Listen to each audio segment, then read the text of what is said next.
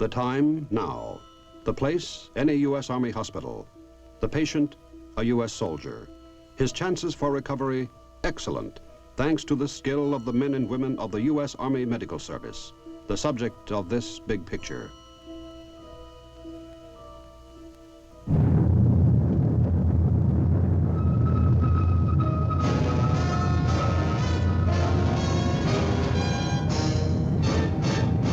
The United States Army presents The Big Picture, an official report produced for the armed forces and the American people.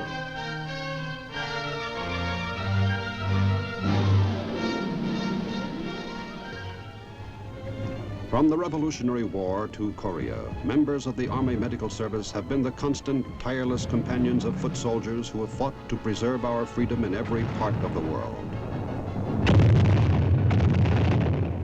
Frequently, the facilities have been primitive, but knowledge and skill have always been of the highest order. Over the years, the service's record of improvement has been clearly shown in the statistics of men recovering from wounds or disease. Constantly, new techniques have been introduced to improve the medical service's effectiveness.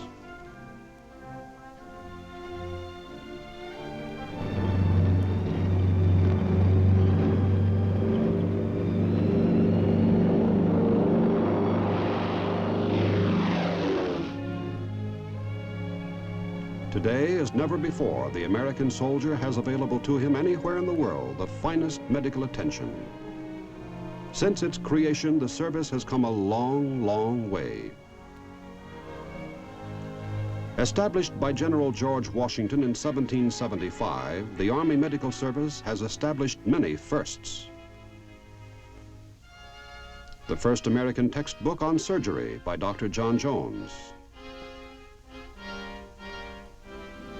The first American textbook on psychiatry by Dr. Benjamin Rush. The first American textbook on the processes of digestion by Dr. William Beaumont. And oddly enough, Army doctors like Albert J. Meyer and Joseph Lovell laid the foundation for the Weather Bureau. Army Dr. George Sternberg led the way in research on malaria and tuberculosis.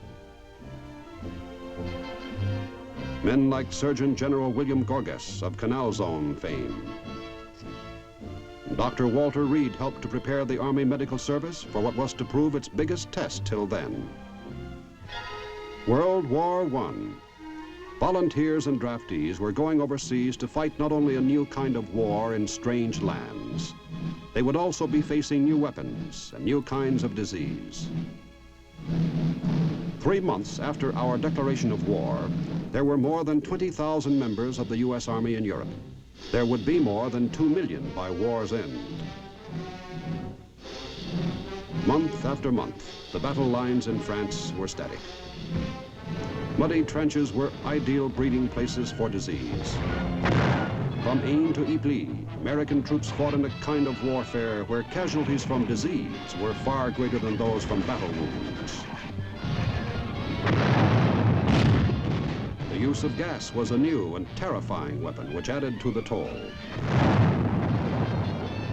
In France and Germany, the Army Medical Service was faced with the greatest challenge in its history.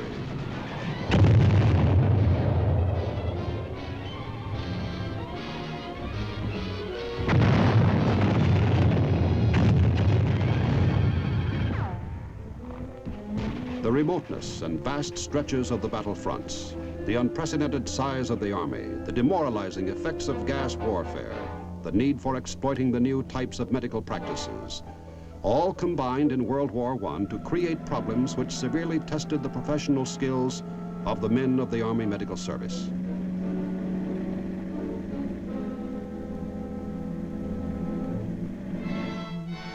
Not the least of the medical problems faced was caused by what the British Tommies called trench fever, a typhus-like disease. It was a former regular American Army officer, Colonel Richard P. Strong, who directed a medical team, which revealed that trench fever was carried by lice. This was a major contribution to military medicine.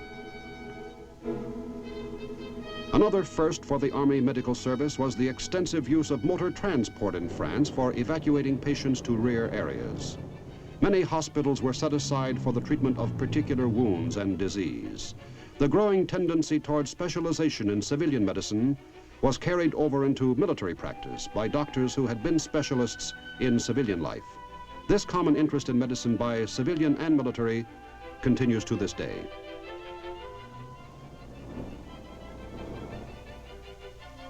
Men wounded or crippled by disease received treatment and rehabilitation care in clean, up-to-date facilities far from the mud and gunfire at the battlefront. New types of therapy were devised to speed recovery of gas victims.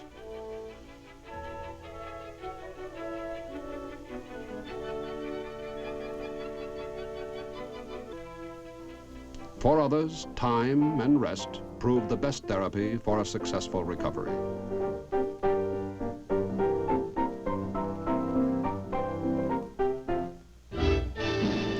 With war's end, the Army Medical Service had performed with unexcelled valor and vigor.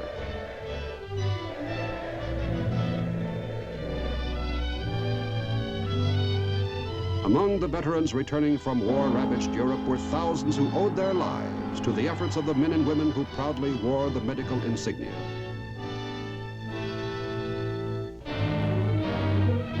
But for the Army Medical Service, World War I was only a sample of what was to come in World War II. The greatest war in history might well have been expected to produce history's most staggering casualty lists. The Allied invasion of the coast of France is history's symbol of the battles that raged over Europe during that war. The enemy's defenses were as strong as he could make them. And before them, men fell in heavy numbers on the beaches that made this day immortal. The men of the medical service, who trained for their job as rigorously as the fighters, moved in with the first wave of assault troops and began compiling an astounding record. Almost 90% of the wounded received medical care within 10 minutes of being hit. Emergency treatment was only part of the medic's task. Evacuation of the wounded was another. In the teeth of the enemy's fire, using every means available, medics carried their fallen brothers to the ships, which would return them to England.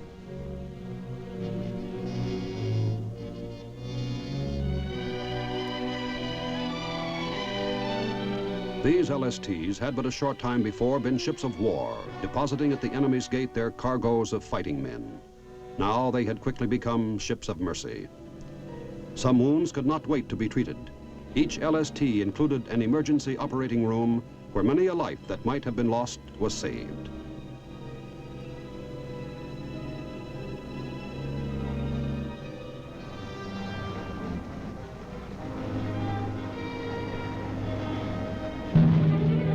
Over the long months, as the battle moved inland, across the hell of Europe's fire-swept fields, through the scarred and ancient cities where the enemy held on desperately.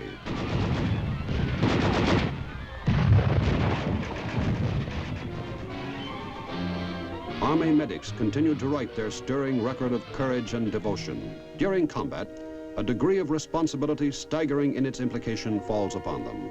They frequently must be doctor, nurse, and litter bearer rolled into one. Human suffering is their personal war, and the marks of that war are always visible. They wear the old, young faces of haggard men, said a reporter who recorded their work in Europe.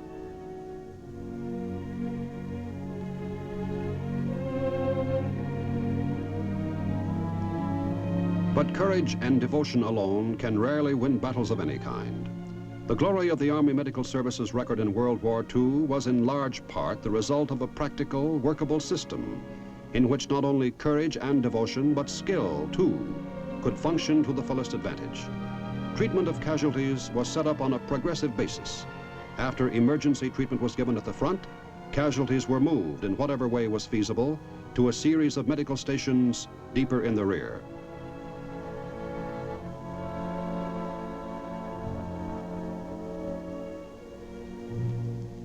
Urgent cases, perforating abdominal wounds, sucking wounds of the chest, did not have to wait for evacuation from the combat zone. Field hospitals were set up quickly to handle them. The surgeons who operated on the edge of battle, frequently with a minimum of equipment, scored amazing medical achievements. developments such as the use of whole blood and plasma, and new medicines such as penicillin consolidated the gains achieved by the medic and the doctor. On the other side of the world, where Americans pressed aggression back on scores of beaches dotting the Pacific, here too the medics landed with the first waves, bringing the equipment and the supplies which would make the difference over and over again between life and death. Morphine to cloak pain, penicillin to fight infection, Atibrin, Novocaine, plasma, and surgical equipment. They moved forward with them, deep into the alien jungles where the enemy lay waiting.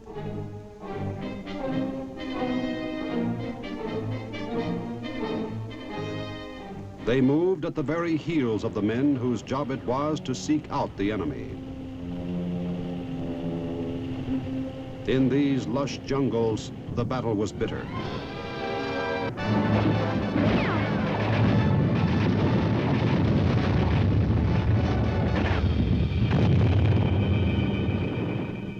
Here, as in Europe, the training the medic had paid off. Here, too, the heroism with which he performed under the most difficult of conditions won for him a position of great respect, not only in the record of war, but in the regard of his fellows.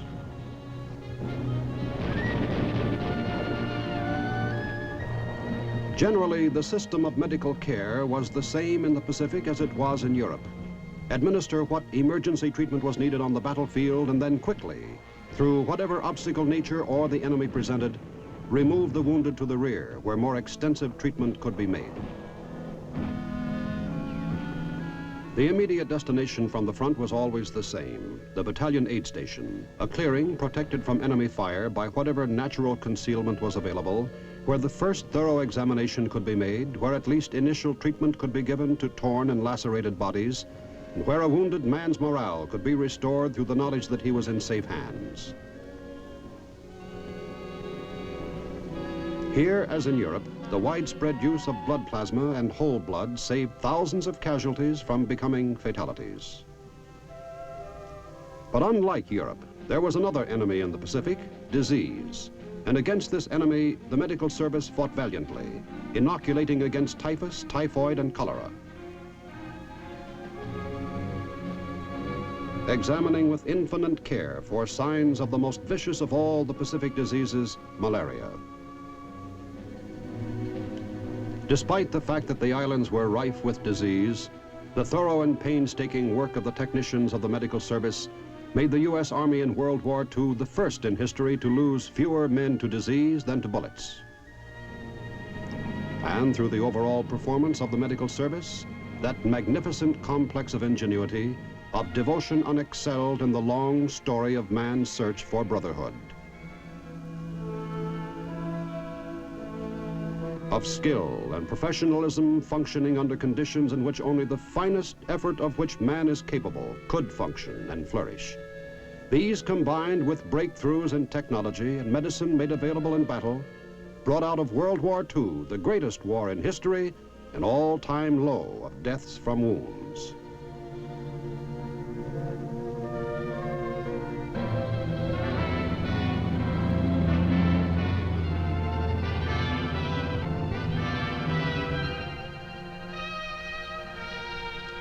Less than 5 years later, in 1950, American troops were again called upon to fight, this time in Korea.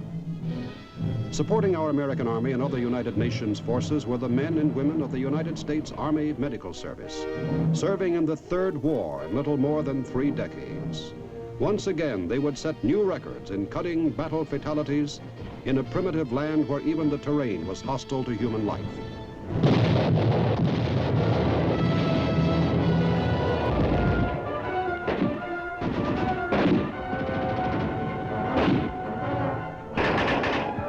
As before, medics did their jobs superbly while the battle raged around them.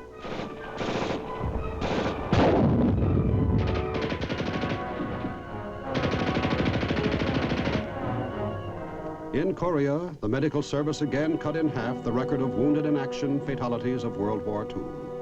Thus, the fatalities from battle wounds were only 1/4 of those in World War I.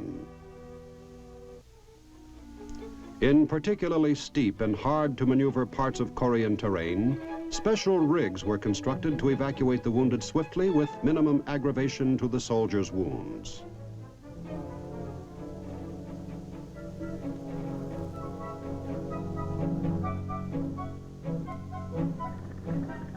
Chopper, Whirlybird, Angel, all were names for the helicopter which represented the greatest single auxiliary development of the Korean War.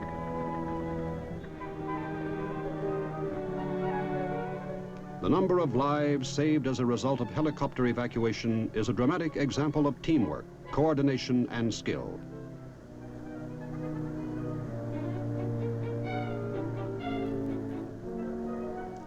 The almost complete control of the air by United Nations forces in Korea and the broken terrain of the Korean countryside made the continued use of helicopters particularly successful.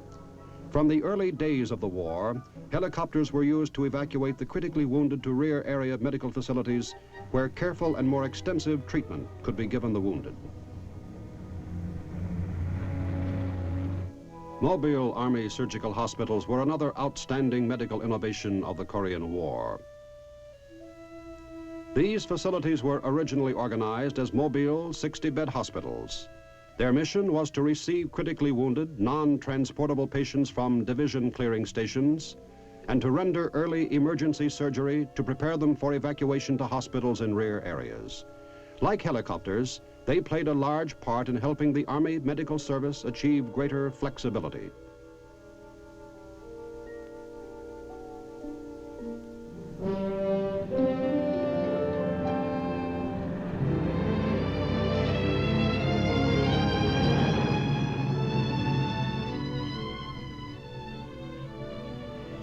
Once back in the United States, the sick or wounded were sent to one of the Army's modern specialized treatment centers like Walter Reed. After in-transit stopovers were made for continuing examination and emergency treatment at hospitals in the Far East and the United States, such as Tripler Army Hospital in Hawaii. Other Army hospitals like Patterson at Fort Monmouth, New Jersey, Ireland at Fort Knox, Kentucky,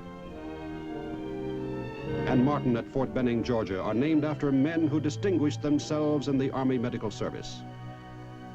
Their facilities and staffs are on par with the best hospitals to be found anywhere in the world.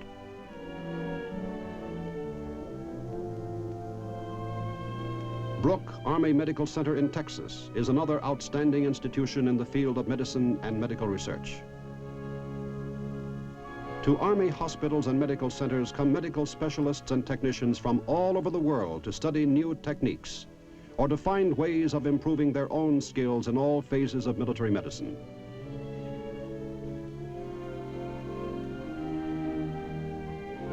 The Army Nurse Corps was not established until 1901, but the history of American military nursing goes back to the War of Independence.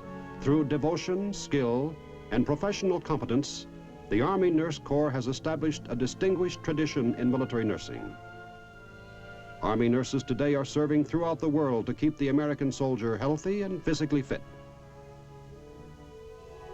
The men and women of the Army Medical Service are able to offer the American soldier this unmatched medical care as a result of modern technology and professional, well-qualified leaders. Army Medical Service staffs and facilities are comparable to those of the most outstanding civilian institutions. Post-operative treatment is of equally high quality. Nearly 200 years of experience back up the Army's care of its patients.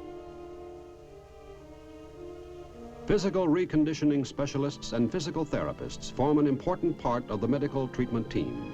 Under their guidance, damaged limbs and muscles are treated and exercised so that they may regain their former use. Physical and occupational therapy officers plan and supervise programs designed to restore the soldier to normal activity.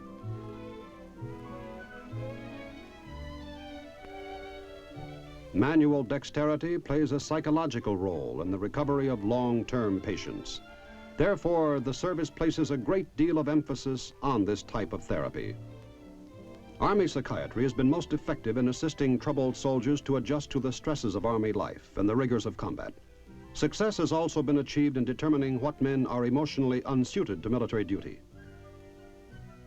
The steady growth of medical and scientific tools since World War II, which are put to use at Army medical treatment facilities, have restored to useful life individuals who might have remained partially or totally incapacitated.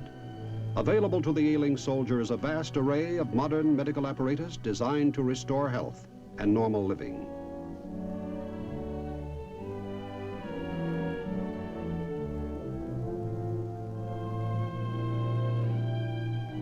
The Army Medical Service provides the best in dental treatment for the soldier. Dental officers are carefully chosen not only for their proven professional skills, but also for their abilities to teach new techniques and to contribute to dental research.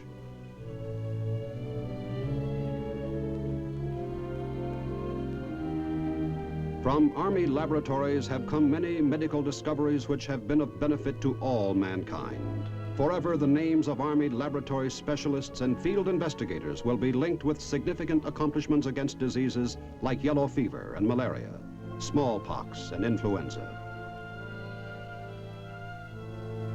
With the advent of the atomic age and the resulting uses of the now harnessed atom, the Army Medical Service joined in the use and investigation of radioactive isotopes.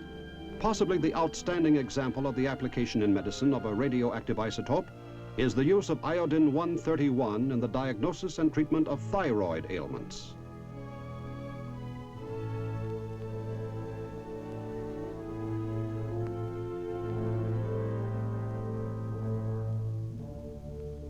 Today, Army medical teams are conducting research in laboratories throughout the world seeking new and useful information about disease.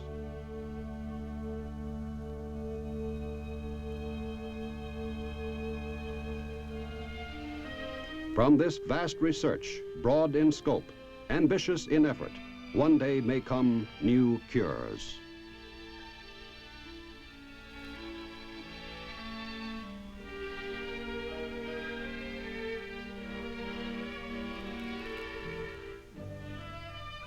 In carefully controlled experiments, Army medical researchers have released radioactive ticks, carriers of many diseases, to learn their migration and dispersal patterns.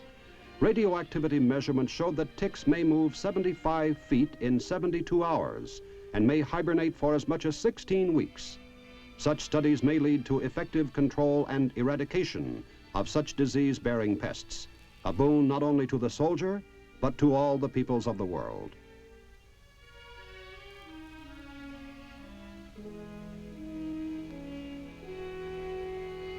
From Army laboratories have come many medical discoveries which have been of benefit to all mankind. The effectiveness of chloramphenicol for the treatment of typhus-like fevers, a vastly improved vaccine for use against rinderpest, the cattle plague, the use of primaquine in conjunction with chloroquine, which together provided the first actual cure for malaria. This combination of drugs was first tested on a large scale by the Army Medical Service and is now available for malaria prevention throughout the world. The full course of treatment lasts 14 days and material involved costs only pennies a day. Another fine example of military-civilian cooperation was shown during the Asian flu epidemic of 1957. Thanks to the Army's isolation and identification of the virus, the pharmaceutical industry was able to develop a disease-curbing vaccine promptly. In Army labs, research never ends. The quest for perfection remains a constant, challenging goal. Recently adopted for use by the Medical Service of the United States Army is a safe, painless, fast method of immunization for use in mass inoculation programs. One day, it is expected, the familiar needle will have disappeared completely.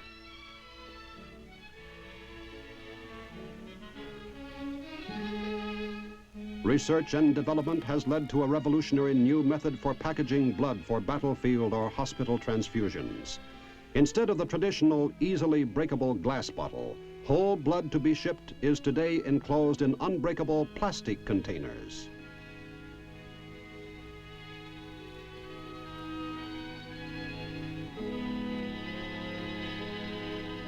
Reports of these countless experiments and achievements are kept in the National Library of Medicine, formerly the Army Medical Library, and called America's greatest gift to medicine. In the area of human physical experimentation, Army doctors and scientists are primarily interested in the capacities of man himself. In test chambers, for example, endurance research is conducted on human volunteers to determine how long the average soldier can be expected to perform at peak efficiency under a wide variety of conditions. The result of these experiments with volunteers, who can drop out at any time, are put to use by military commanders to obtain the greatest utilization of troops who might have to fight on a fast-moving atomic battlefield. As a result of this atomic consideration, the average foot soldier today must be more versatile than ever before. This holds true also for the members of the Army Medical Service. With more and more of our fighting army becoming airborne, it follows that the Army medics, the combat soldiers' constant companion, are becoming airborne in ever-increasing numbers.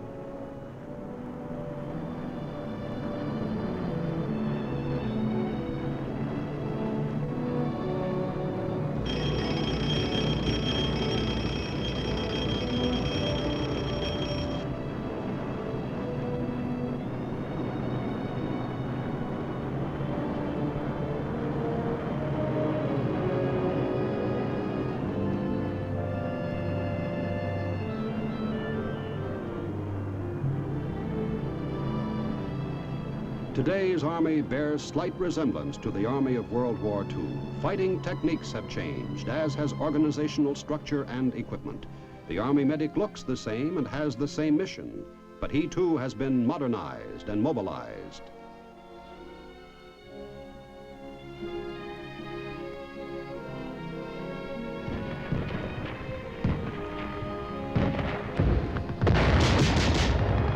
On the field of combat, present or future, immeasurable confidence is given the fighting man with the knowledge that there is a medic close by if he should be hit. He knows that modern medicine and mobile medical equipment will be available to save his life and to allay his fears of being permanently disabled.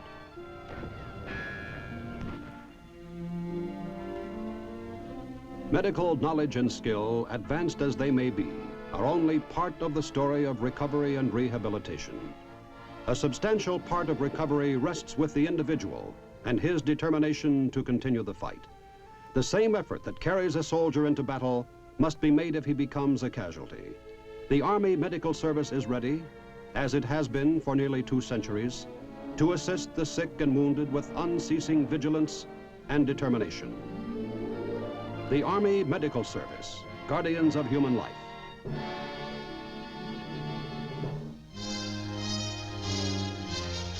The Big Picture is an official report for the armed forces and the American people.